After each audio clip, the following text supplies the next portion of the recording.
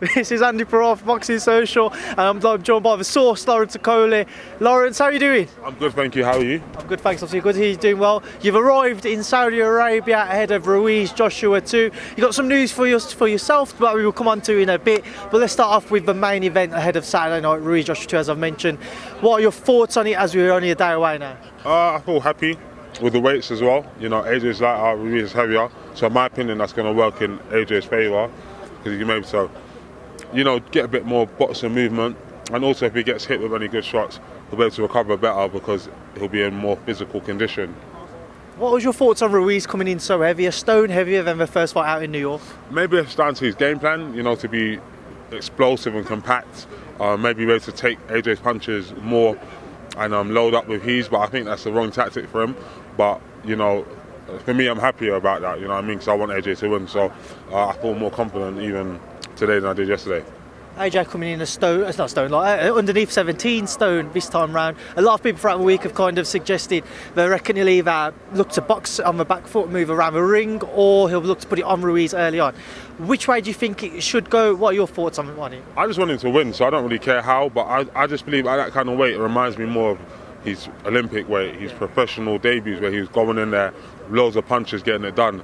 And that's more his kind of style. But for me, I just want to see him win.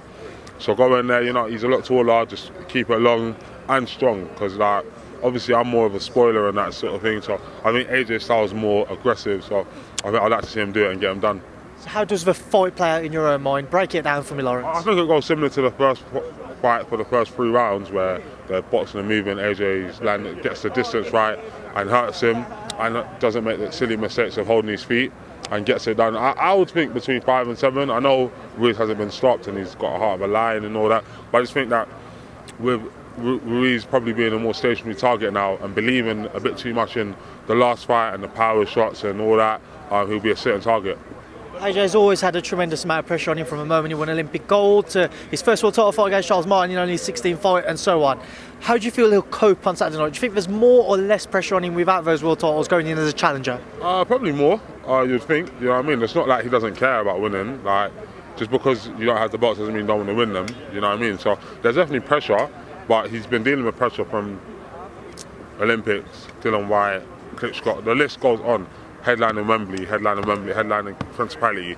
So pressure don't think something that gets to him so much. But obviously I'm feeling the pressure. Personally, oh my God, I hope you please, do you know what I mean? But as a person, I know when I'm fighting, I don't feel the same pressure as when someone I know is fighting. Do you know what I mean? I'm more nervous for this than I'm for when I fight because I'm in control of myself. And not so much my opponent, but I'm in control of the event.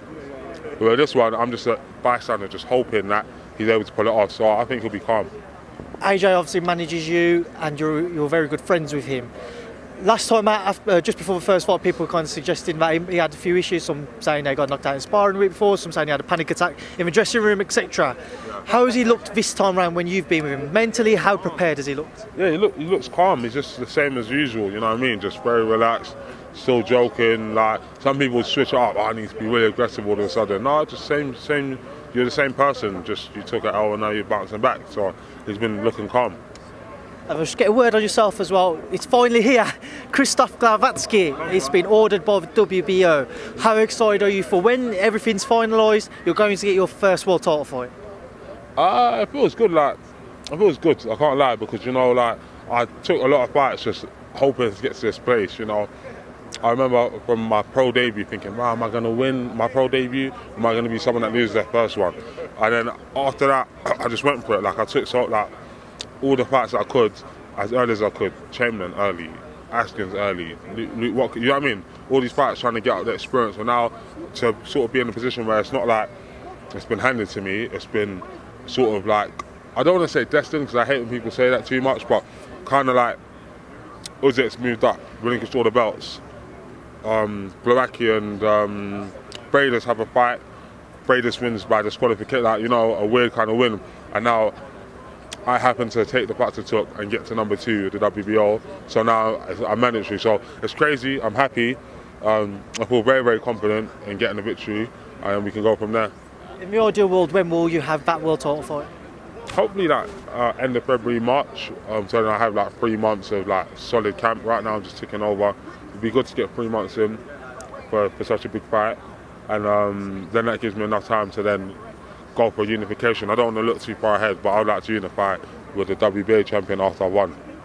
That's something I was going to say. Obviously, when you fight for a world title, when you win it, there is a huge gap between the level you fought at and up until a world level. When you're there, you have to stay there. Do you feel that there's going to be an added pressure with that? Same as I said, it's normal. Like, you know what I mean, like there's pressure every time I fight because I like different stuff. I've got a style where some people really don't like it, some people do.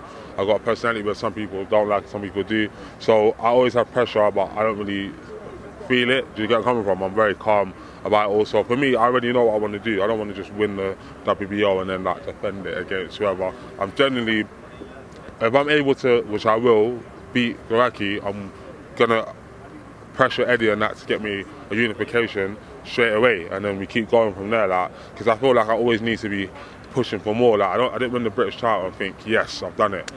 Or European, yeah, I started, get me a world title, get me a unification. All right, we unify, all right, let's go up to heavyweight, do you know what I mean? So I constantly want to just keep doing more and just proving myself right. Before I do let you go, talk to me about the girl. This is a present from Mercedes, best grills in the world right now. He gave me these as a present for getting the world title shot. So, you know, I thought I'd wear them today.